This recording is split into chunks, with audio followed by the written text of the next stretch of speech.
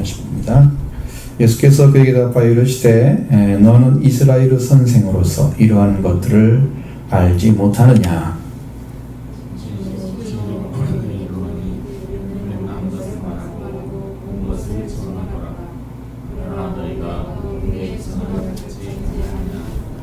내가 땅의 일을 말하여도 너희가 믿지 아니하거든 하물며 하늘의 일을 말하면 어떻게 믿겠느냐.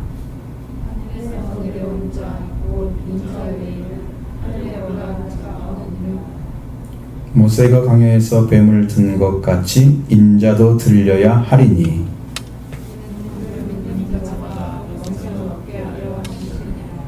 하나님이 세상을 이처럼 사랑하사 독생자를 주셨으니 이는 그를 믿는 자마다 멸망하지 않고 영생을 얻게 하려 하심이라.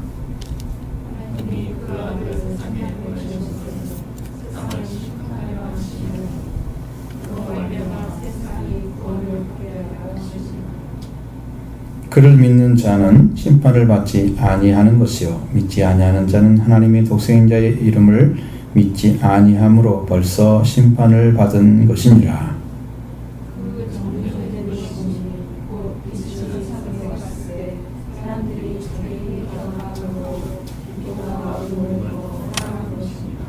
아멘. 하나님께서 요한복음 16절을 딱 갖춰줍니다. 네. 왜 이 말씀을 주셨을까? 그러니까 우리의 신령 가운데 아직도 예수 그리스도를 정말 하나님의 사랑으로 영접하는 심령을 찾기를 원하신 그 간절함이 있는 것 같아요. 하나님 마음속에 하나님이 보내신 독생자를 믿어서 너도 영생을 받으면 좋겠다. 구원이 안 되면 안 되니까 영생과 구원은 어떤 같은 본질이죠. 같은 본질입니다. 그걸 못 받으면 안 되니까 그걸 받아야 되겠다. 그래 하나님께서 그 마음을 좀 이 시간에 준 거예요. 우리 교회에. 성경의 진리가 단순하잖아요. 물론 죄를 지적하는 방식은 아주 고도로 하나님의 그 지혜에서 나온 말씀들이기 때문에 높지요, 수준이. 그러나 여러분이 구원받는 길은 단순하잖아요. 그러니까 받아들이는 사람과 받지 않는 사람은 무슨 차이가 있어요? 그 마음이 움직이느냐 안 움직이느냐 이 차이예요. 말씀을 받았을 때 말씀으로 내 마음이 움직이면 내가 순종의 길을 걸어가죠. 내 마음이 말씀이 딱 붙였을 때 내 마음이 안 움직이고 안 믿어지거나 안 믿기 시작하면 그는 불신이 자꾸 생기죠. 그러니까 지금 하나님은 우리에게 뭘 요구하시느냐 그러면 진실하게 여러분이 하나님 보신 독생자를 믿고 영접해서 영생 얻는 자 되라 그 말이죠. 하나님의 사랑을 영접하는 거죠. 그 하나님의 사랑을 영접하는 거예요. 얼마나 간절한지 말씀 안에 우리의 성경은 이렇게 딱 절을 읽어보면 아주 굉장히 딱딱하게 그를 믿는 자마다, 안 믿는 사람은 아니다는 얘기잖아요. 안 믿는 사람은 멸망한다는 얘기죠. 믿는 자마다 멸망치 않고 영원한 생명을 얻게 하려고 하나님의 독생자를 보낸 거다. 그러니까 믿음을 가지고 응답하는 쪽은 우리 그 말씀을 받는 성도들의 몫이죠. 하나님은 그렇게 주셨는데 성도들은 어떻게 반응하느냐? 성도들의 몫이죠. 빛이 세상에 왔을 때 어둠이 빛을 깨닫지 못하더라. 그러면 그 빛에 대한 몫이 빛을 받는 사람의 몫이죠. 빛은 정확하게 비치고 있는데 빛이 받아야 될 사람들이 빛을 모르기 때문에 깨달음이 없는 것. 그건 받는 사람의 몫이에요. 그러니까 결국 뭐냐면 받아서 그걸 믿음으로 받아들이면은 그것이 하나님의 사랑을 영접한 건 은혜이기 때문에 그것을 통해서 하나님 여러분에게 죽지 않는 생명을 주시는 거예요. 그러나 그렇지 않게 되면 하나님이 주어서 살게 하는 것을 우리가 받아들이지 않았기 때문에 살리는 방법이 없다 그 말이에요. 그러니까 영생을 얻을 수가 없는 거죠. 그래서 영생을 얻는 길이 단 하나밖에 없기 때문에 좁은 길인데 그것을 인정하지 않고 다른 길을 찾으려고 하면 자꾸 이상한 쪽에 신앙을 갖게 돼요. 그러니까 이게 무슨 얘기냐면 많은 분들이 정통적인 신앙의 말씀을 가지고 이 말씀 안에 들어가서 이 말씀으로 구원을 얻어야 되는데 이게 잘 안 되니까 자꾸 다른 걸 찾는 거야. 어떤 사람은 어떻게 들어갔지? 그것이 간접적인 방식이잖아요. 사람들은 어떻게 일을 하고 있지? 어떤 사람들은 이 방향에서 아니라 다른 쪽에서 들어간 사람도 있어요. 방향이 좀 반대로 이렇게 돌아서서 하나님의 부름에 의해서 그 엎드려 가지고 들어온 사람도 있단 말이에요. 그 대부분들은 그냥 한 것이 아니에요. 그렇게 된 분들은 뒤에서 엄청나게 기도를 해서 돌아오는 사람들이에요. 그 사람들은. 근데 그런 사람도 없는데 그걸 생각한다는 것은 어림도 없는 얘기예요. 그렇게 될 수가 없어요. 그러니까 만약 여러분을 위해서 기도하는 분이 있다면 여러분은 그것 때문에도 엄청나게 지금 은혜를 입고 있는 것이죠. 네, 성경이 반드시 그렇게 나와 있잖아요. 하나님의 아들을 보내셔서 세상을 여기는 심판이라고 그랬지만 저 성경들은 다 정죄라고 나와 있는데 우리 한글 성경에는 자꾸 심판이라고. 정죄. 세상을 정죄하려면 아니고 하나님이 이미 죄가 있다고 이미 인정해버리는 게 정죄잖아요. 정죄받는 것은 이미 죄가 있기 때문에 구원이 없다는 거예요. 그러면 그게 뭐가 돼요? 그 사람들은 100% 하나님께 들어가지 못해요. 버림받는 거예요. 그러니까 예수님이 독생자를 보내서 세상에 보내신 그것은 하나님 그 아들을 보내신 목적이 뭐냐? 세상을 정죄하려고 한 것이 아니고 그로 말미암아 세상이 구원을 받게 하려고 오신 거죠. 그러니까 하나님의 목적이 이렇게 커요. 여러분 보시기에는 세상이 구원받을 가능성이 있습니까? 그냥 몇몇 사람만 구원받을 가능성이 있죠? 세상이 구원받을 가능성이 있습니까? 그건 없어 보이잖아요. 세상은 죄악 덩어리가 가득 차 있는 그런 죄인들의 삶이 너무 많잖아요. 성경대로 말하면 지금 세상이 내가 어디서 읽어보니까 스코틀랜드 성공회에서 주교가 5명 그리고 또 거기에서 조금 직원 쪽에 들어간 사람들 그 다음에 평신도 이렇게 해가지고 그 사람들이 100몇 명이 회의를 했는데 동성애를 허락할 거냐 말 거냐.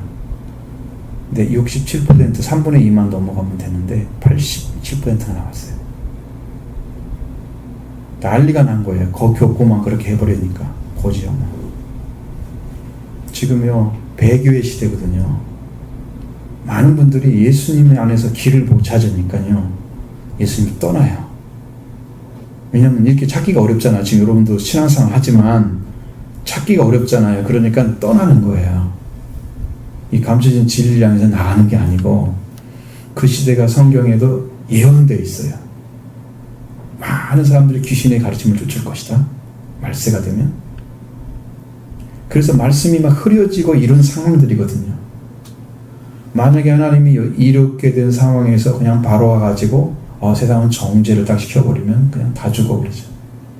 그러니까 지금도 하나님은 예수님을 보내서 구원을 하기 위해서 지금도 일하고 계시는 거예요. 그러니까 어느 날 성경을 읽으면서 하나님 여기에 좀 말씀 좀 주세요 이렇게 내가 계속 기도를 하면서 읽었는데 여기서 하나님이 뭐라고 말씀하시냐면 난 이것이 16절만 제한된 줄 알았더니 17절 말씀만이 다 들어있어요. 세상의 이제 구원을 받기 위해서 오셨다 그래요. 그러니까 한 생명도 버리지 않고 다 구원을 시키기 위해서 오신 거예요. 하나님이 그 마음을 주세요.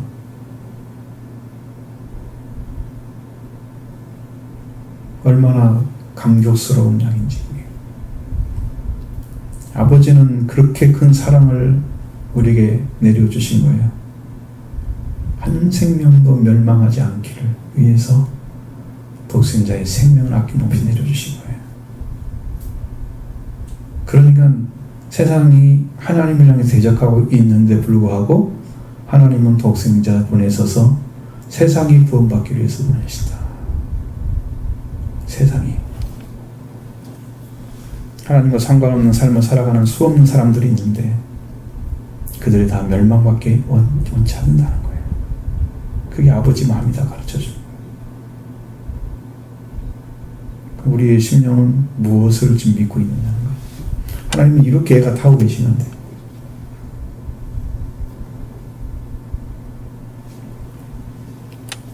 그래서 응답을 바로 해야 되겠죠. 응답을 바로 해야 됩니다. 예수 그리스도가 이 땅에 오셔서 많은 사람들에게 생명의 길을 열어주셨는데 그럼 어떻게 찾느냐는 거예요. 예수 그리스도를. 여러분 성경 말씀이 들려오면 여러분의 귀에 들려오면 그게 믿어집니까? 믿어지면 믿음으로 받아들여서 여러분이 그것을 가지고 여러분의 심령 안에서 여러분과 함께하기를 원하시고 함께 계시는 성령님 예수 그리스도께 의탁하십시오. 나의 구원을 이루어주라고. 그분이 여러분의 구원을 감당하도록 해주셔야 됩니다. 내가 구원하고자 나를 이끌어가는 것은요 나의 인간적인 지혜이기 때문에 그냥 한계가 바로 와서 그냥 무너져요.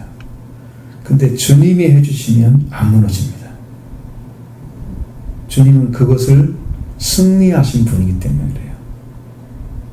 이미 완성하신 분이기 때문에 주님이 이끌어 가시면 아무리 힘든 어려운 고비가 있는 것 같지만 그걸 다 뚫고 바늘길처럼 좁은 그런 길이라도 낙타가 들어갈 수 있는 그런 길로 만들어 주시는 거예요.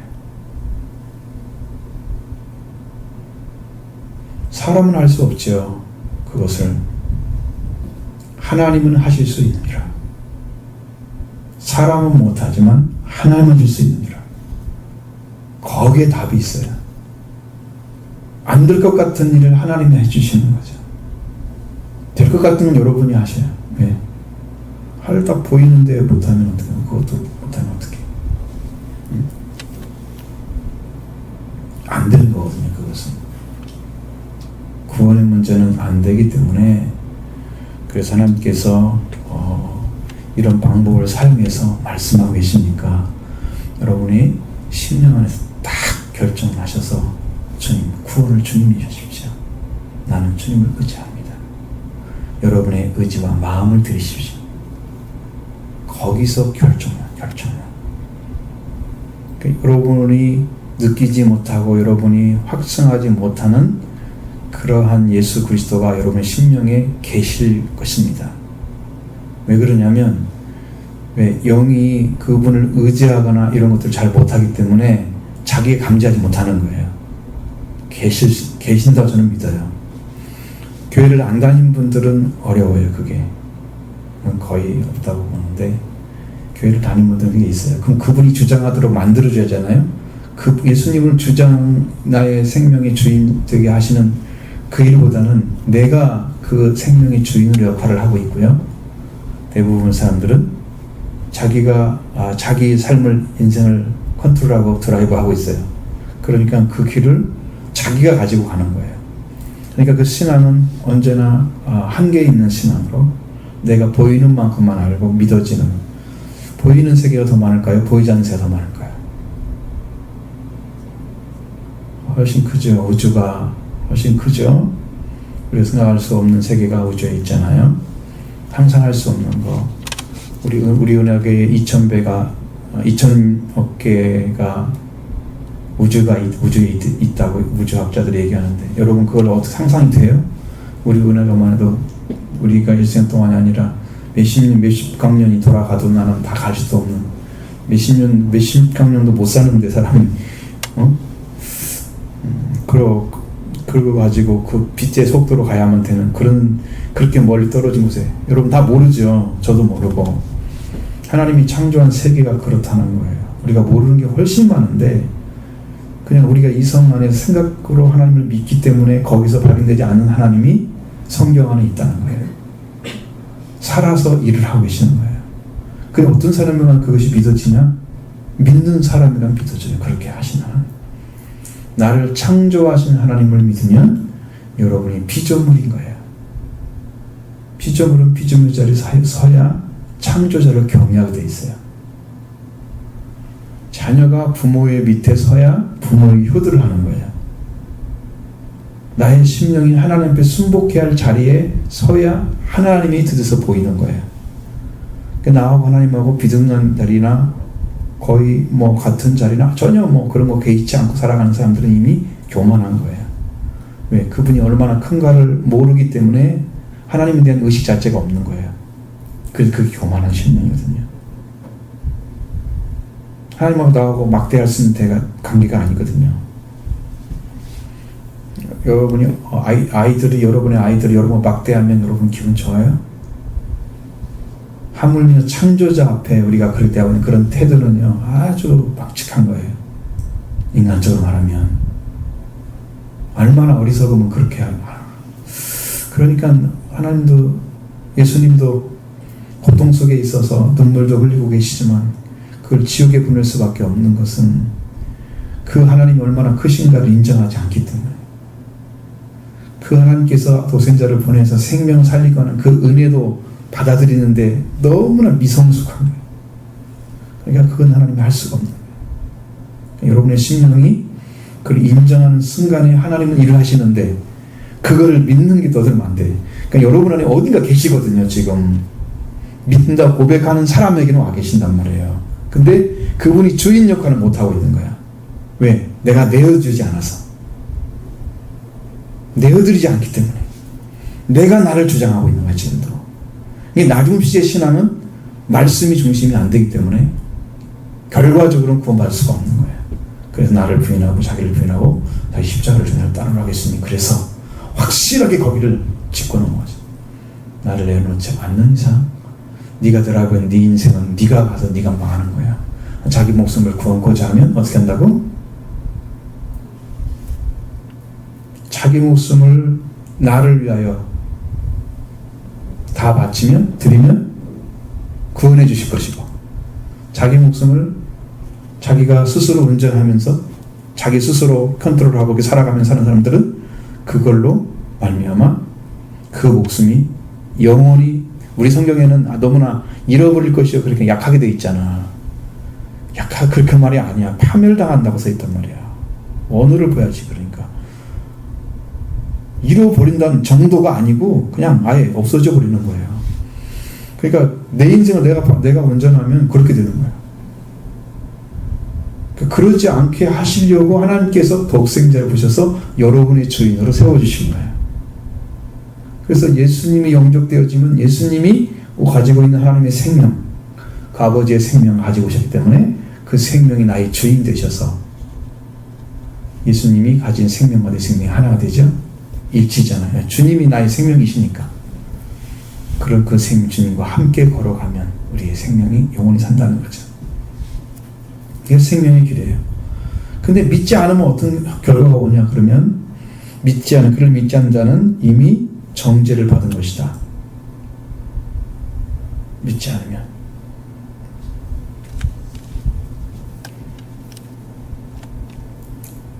믿지 아니하는 자는, 믿는 자는 심판을 받지 않는다는 거죠. 정죄받지 않는다. 여러분이 예수님을, 그리스도 안에는 정죄함이 있다고요, 없다고요? 그리스도 예수 안에는 결코 정죄함이 없다. 결코란 말 썼어요. 그냥 없다고 안 했어요. 그리스도께서 우리를 인정해 주면 우리를 누가 죄 가운데, 사막 가운데 집어넣을 수가 없어요. 이미 해방이 되어버렸어, 그리스도 안에서. 예수 그리스도 안에 있는 생명의 성령의 법이에요. 그러니까 그리스도 안에서 이미 주님이 이루어 놓으신 그 구원의 은총을 다 주시는 거예요. 생명을 통해서 주시는 성령의 법이 우리의 생명을 죄와 사망에서 해방을 시켜주고 있는 거예요. 그러니까 우리의 힘이 아니고 누구의 힘이다? 그리스도 안에서 이루신 구원의 능력의 힘이다. 그 권세를 믿으면 돼요. 근데 여기를 믿지 않으면 어떻게 되냐? 독생자의 이름을 믿지 아니함으로 벌써 끝났어요. 이미 정죄를 받은 것이다. 그러니까 여기는 여러분 믿으면 정죄 안 되고요. 영생을 얻는 길을 찾고요. 믿지 않으면 정죄가 되고요. 구원은 없어지는 거예요.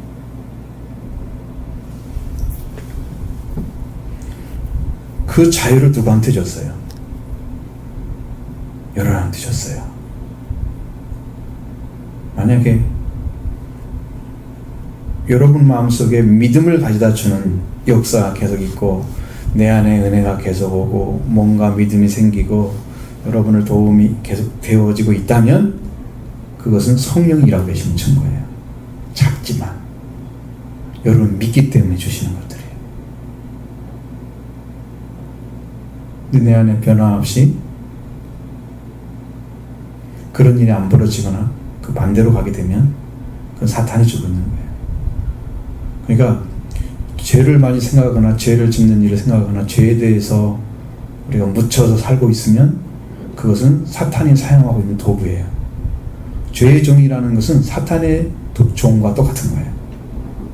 왜냐하면 죄를 가져다 준 존재가 누구예요? 사탄이잖아요. 그러니까 사탄의 종이면 방법이 없잖아요. 하나님 성령도 그걸 예수님도 베드로가 하고 있는 일이다 사탄아 물러가라고 했지만 그가 예수 그리스도를 따라가는 사람이 되었을 때 나중에 그는 예수님이 이제 네가 밥 울기 전에 세 번 나를 부인하리라 그 말씀에 가서는 그 눈물을 흘리고 돌아왔잖아요. 그래서 떠나진 않았죠. 시험 받은 거예요. 자기는 죽을지언정 안 떠나겠습니다. 시험 받은 거예요. 그것이 자기 생각이에요. 자기 결단이에요. 말씀에 대한 결단이 아니에요. 지금 제가 말씀드린 것은 말씀의 결단 얘기하는 거예요. 말씀만 믿고 자기가 하겠다는 거죠.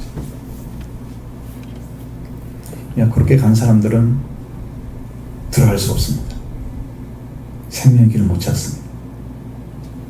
그러니까 믿는다고 하는 것이 얼마나 복된 거냐 그것을 따지기 전에 여러분이 믿음의 자리에 들어가는 길을 지금 찾아가는 건데 그 길이 확실하게 예수 그리스도가 제시한 복음을 받아들임으로써 이루어지는 그 구원의 길을 걸어가게 되면 여러분 10년 안에서 여러분도 모르는 사이에 예수님이 이루어놓은 놀라운 은혜들을 경험하면서 가게 되는 거예요. 그냥 여러분이 힘들고 막 찾아가는 게 여러분 스스로 뭐 하는가 그런 것 같은 느낌이 들지도 모르지만 그런 것은 내가 느끼는 감정들이에요. 그럼 여러분이 의탁하고 믿음으로 가게 되면 내 감정도 컨트롤해 주세요. 나중에는 내 생각도 컨트롤해 주세요. 네가 하는 게 아니야. 내가 하고 있는 거야. 알려주세요. 그러니까 내가 안심하고 순종할 수가 있었던 거예요. 여러분에 계신 여러분이 느끼지 못하고 여러분이 스스로 감지하지 못하고 계신 그 주님이 여러분의 주님 되시고 그렇게 하기 위해서 여러분은 예수 그리스도의 오늘 여러분의 생명을 의탁하시기 바랍니다. 나 주님 내 생명 주님께 의탁합니다. 주님이 주인이 되셔서 나를 구원해 주십시오. 나는 스스로 구원할 수 있는 능력이 없습니다. 그런 권세도 없습니다. 나는 이미 사탄에게 잡힌 것 같은 삶을 살고 있는 죄인입니다. 내 안에 죄성도 있고 내가 하나님을 못 믿는 마음도 있습니다. 그냥 다 드리는 거예요. 100%. 그래서 여러분이 갑자기 의탁하면서 주님이 여러분을 돕기를 간절히 소원하면 그 심령을 붙드시는 주님이 그때부터 일을 하기 시작한다. 그때부터. 자, 정죄라고 말씀하시고 있잖아요. 그 19절의 정죄가 맞아요. 정죄는 이것이니. 그 빛이 세상에 왔을 때 사람들이 자기 행위가 악함으로 빛보다 어둠을 더 사랑하는 것이 정죄당하는 거예요. 여러분 앞에서도 빛에 대한 말씀 드렸지만 여기서 빛이 나오죠. 요한일서에도 1장에도 빛이 나오죠. 요한복음 1장에도 생명의 빛에서 말씀하셨죠.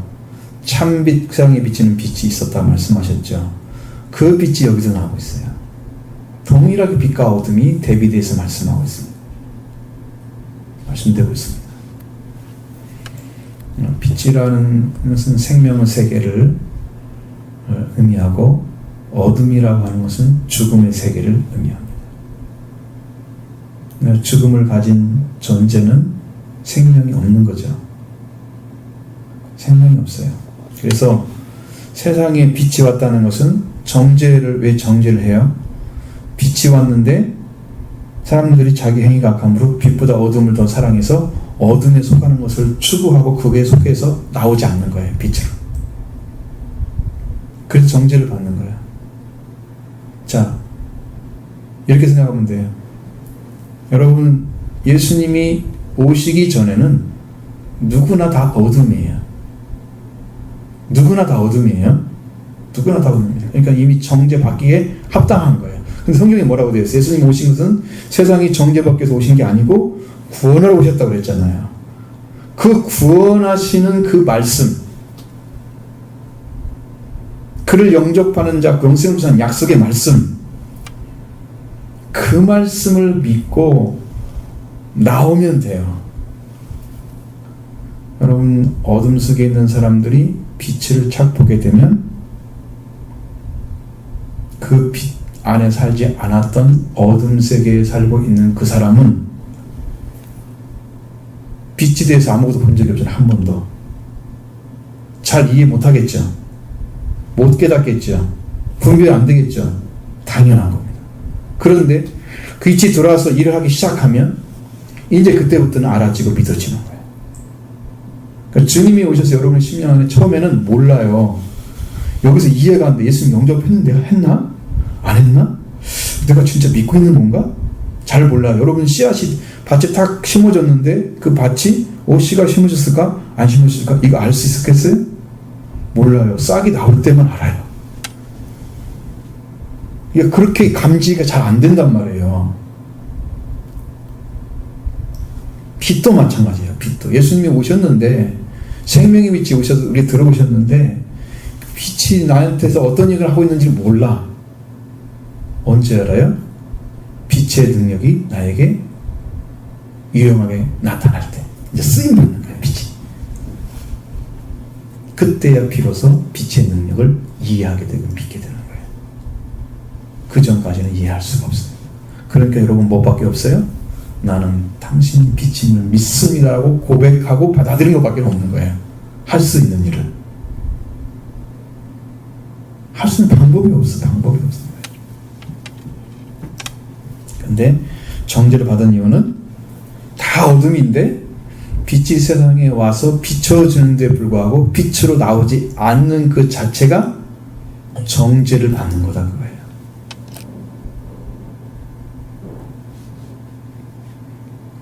그것은 무엇에 중심을 두기 때문에 못 나오겠어요? 빛이신 예수 그리스도보다 자기 행위에 중심을 두기 때문에 그래서 못 나오는 거예요. 자기 행위가 악하기 때문에 빛보다 어둠을 더 사랑해서 어둠 쪽에 서버리는 거예요. 자기가 더 중심이야. 빛이 중심이어야 되는데 지금 그러니까 여러분이 믿는 믿음이 내가 중심이 아니라 나를 구원하신 예수 그리스도가 중심이어야 되는데 지금 내 문제 때문에 주는 게 못 간다 그 말이에요. 믿는 사람들 대부분의 문제는 자기 자신의 문제예요. 예수님 문제가 아니에요. 네가 어둠이기 때문에 빛이 비춰준 거야. 네가 빛인데 빛이 왜 필요해? 천국에서 구원받으라고 외칠 필요가 왜 있어 그게. 그거잖아요. 그러니까 너가 중심이 아니고 빛이신 예수님이 중심이면 돌아오는데 사람들이 자기 행위가 가도 자기를 보면서 자기는 안 가고 싶다 이거죠. 그리고 빛을 더 사랑을 해. 그래서 정말 기회를 놓쳐버리는 거예요. 그럼 여러분 자신의 심령은 지금 예수 그리스도 앞에 어떤 자리에 서 있나요? 나를 보면서 나의 구원이 어떻게 잡힌다 생각하시나요? 예수님이 빛이신 그 예수님을 믿는데 초점을 맞추고 계시나요?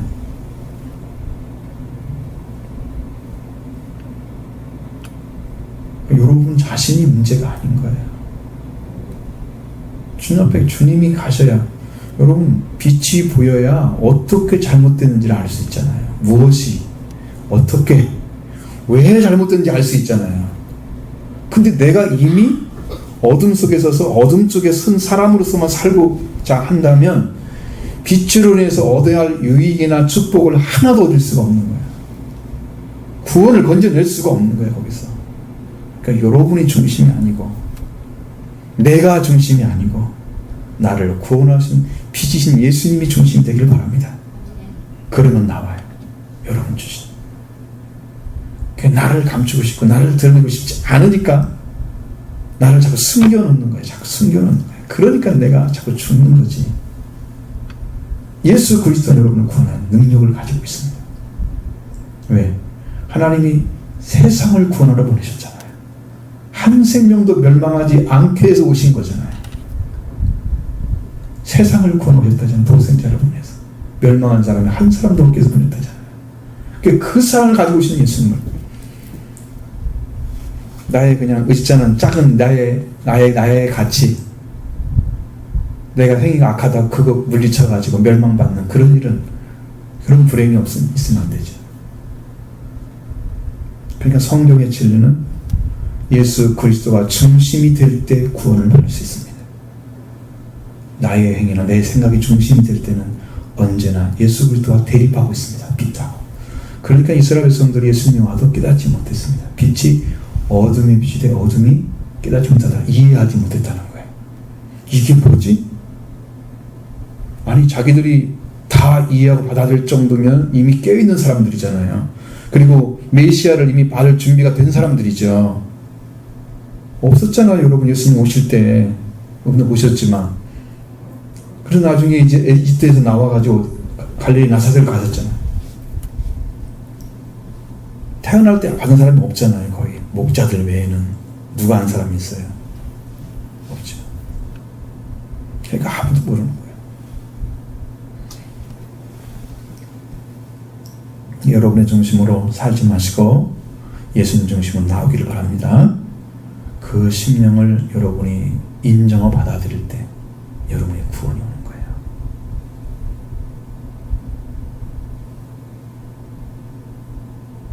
그러니까 신앙이 너무 어렵게 생각하는 분들이 너무 많으니까. 근데 영적인 것은요 언제나 대비되어 있어요. 한쪽이 있고 한쪽이 있고 이렇게 양쪽이 다 보이게 되는 거예요. 이게 빛과 어둠이란 자체도 이미 대비잖아요. 이해를 못하니까. 생명, 죽음, 사망 대비죠. 대비예요. 그래서 우리가 성경의 말씀이 여러분이 주고자 하는 진리를 바르게 영접할 수 있는 마음만 찾아내면 여러분이 원하시는 진정한 구원은 주님이 허락해 주시는 거예요. 사모하는 심령, 은혜를 사모하고 구원을 사모하는 심령에게 오늘도 내려주실 것입니다. 여러분이 마음속에서 오늘도 예수 그리스도를 중심으로 여러분 구원의 역사를 이루달라고 여러분 드러내놓고 다 그냥 괜찮아. 내가 어떠면 어때? 내가 얼마나 세상에 어떤 사람들이 얼마나 똑똑하고 잘나고 그런 게 있어. 부족하면 어때? 그런 건 아무 상관없어. 이 시대의 이슈는요 거룩이에요. 생명을 얻지 못해요. 더러워서. 정결하지 않아서. 하나님의 성령이 임재하지 못해요. 더러워서. 이 시대의 이슈는요 거룩함이에요. 교회가 거룩함을 잃어버리니까 세속화돼가지고 세상 사람과 똑같이 살고 의식도 비슷해지고 그냥 교회만 다니고 이런 사람들이 가득 차니까 교회가 욕을 먹고 개독교가 되는 거 아니에요?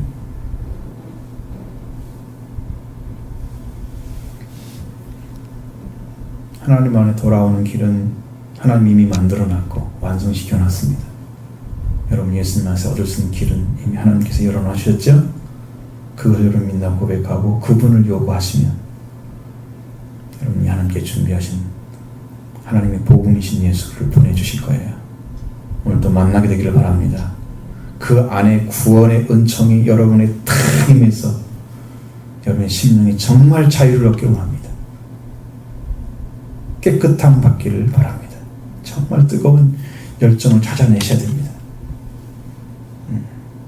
여러분의 열정도 여러분의 심령 안에서 열정도 말씀의 은혜를 맛봤을 때 일어나는 거예요. 그러니까 성경 말씀이 열심을 내라 회개하라 그렇게 말씀하시잖아요. 왜? 지금 그거 다 죽었기 때문에 열심 죽었고 회개가 죽었어요. 그 교회는. 그러니까 그걸 하라고 말씀하시는 거예요. 내가 이것이 죽었구나. 그걸 알면 그걸 살리기 위해서 기도할 거 아니야. 하나님 도와달라고. 하나님 세워달라고. 하나님 채워달라고. 응답해달라고. 그러니까 그 자신을 지금 인정하는 것 자체가 아주 중요한 거예요. 나에게 주는 어떤 말씀이 나에게 주어지는 그 나의 위치를 가르쳐주면 내가 그걸 인정하는 게 중요해요. 인정해야 그 다음부터 내려오기 시작해요. 내 위치가 이런 위치입니다라고 인정이 내 안에서 안 되면 안 내려놓습니다. 감지가 안 된다 그 말이에요. 자기가.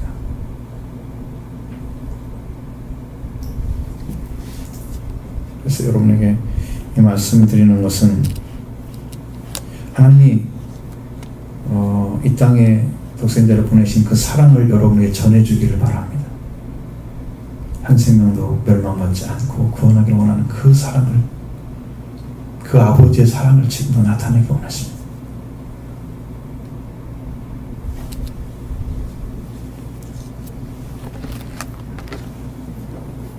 여러분 따끈따끈한 밥 드셨나요? 찬밥 말하고 왔어요? 찬밥 먹고 먹는 사람은 있는 것 같아요. 그러니까 밥맛 없어가지고 교회도 밥맛이 없잖아 지금. 그죠?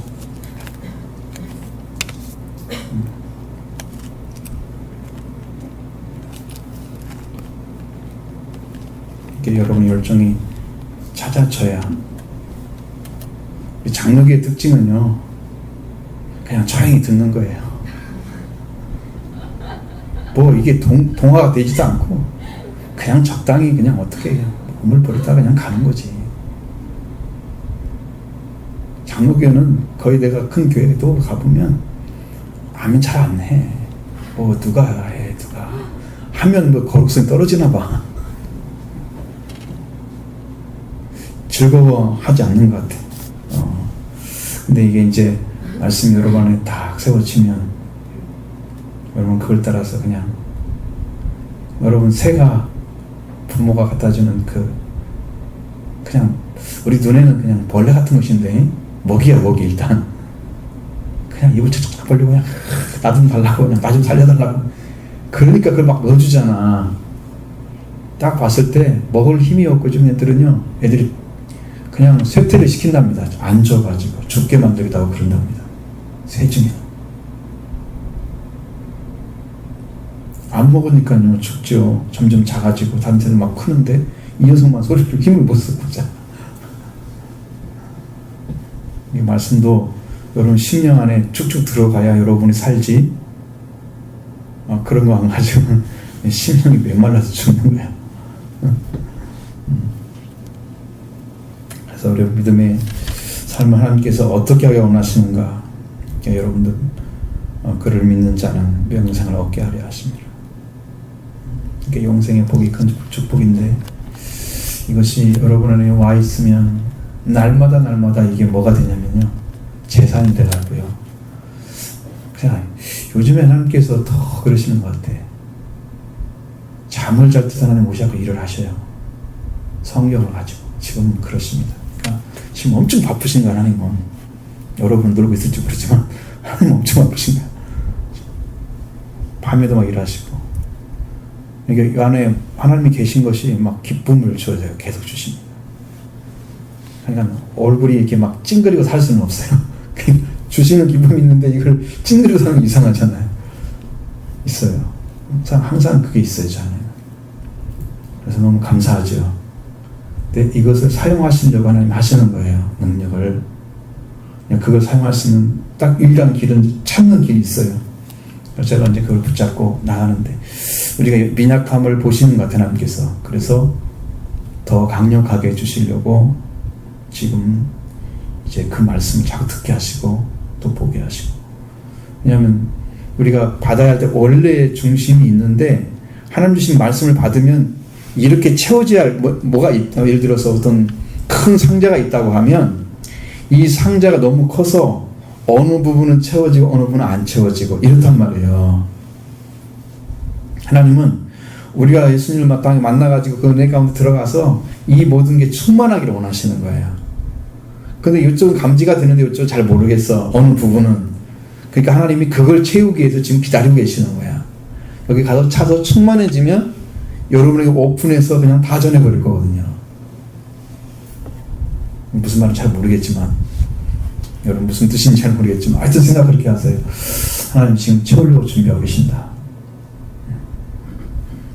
여러분 안에도 그걸 채워져야 여러분이 이제 진짜 말씀이 힘이 생겨서 여러분이 듣는 말씀이 확신이 되기 때문에 그때는 믿고 갑니다. 믿고 갑니다. 그때는 믿음이 와요. 말씀을 통해서 믿음이 옵니다. 그런 시간이 속히 오기를. 여러분 나름대로 기도하고 있잖아요. 기도 생활하고 계시잖아요.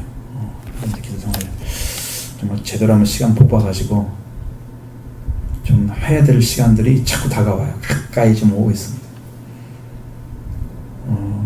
그 날마다의 삶을 좀 더 정말 하나님의 일을 하는 사람이 되어서 여러분의 시간을 아끼고 삶을 아끼고 하나님께 향하는 중심이 세워져서 여러분 하나님 뜻하는 그 교회, 하나님의 목적을 이루는 교회. 제가 하나님께 자꾸 말씀드렸어요. 회개로 부흥하고 성장하는 교회 하나님 별로 안 기뻐하세요. 이건 한쪽이라는 거예요. 한쪽. 그는 회개와 성령 충만으로 부흥하고 성장하는 교회. 이건 하나님 좋아하세요. 다 기도를 해보니까 하나님 안 좋아하십니다. 왜? 한쪽만 있으면 안 되거든요. 회개만을 통해서 다 되는 게 아니고, 회개는 찾아가는 길이잖아요. 목적이 아니잖아요. 회개가 이루어지면 와야 되거든요. 뭔가. 회개의 완성은 성령 충만이에요. 거기가 종착역이에요. 그러니까 회개와 성령 충만으로 부흥하고 성장하는 교회. 그걸 원하시는 거야. 그게 하나님의 뜻을 이루는 교회래요. 그게. 제가 일생 동안 꿈꿔왔던 하나님의 뜻을 이루는 교회가 그걸로 이루어진다. 그래서 이제 어떻게 그걸 구체화해서 해갈 건가 이런 생각을 하면서 또 수요 기도회를 성경 공부 형태로 바꿀 것인가 이것도 고민하고 있습니다. 저는 여러분 열왕기부터 쭉 이런 데 했잖아요. 같이 했던 공부가 있죠. 그거 아니라 신약을 하려고 이제는 신약을.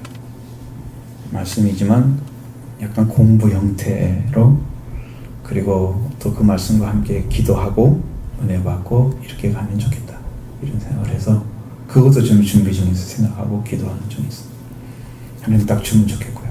그래서 내 가운데 우리 교회가 말씀으로 세워지면서 능력 있는 교회로, 성도 한 분 한 분이 구원과 확신 속에서 탁 서있는 튼튼한 교회로 세워지면 하나님 우리 교회를 통해서 이 땅에 지금 마지막 때에 부흥을 한번 이루어야 되는데 그걸 이루는 교회가 되도록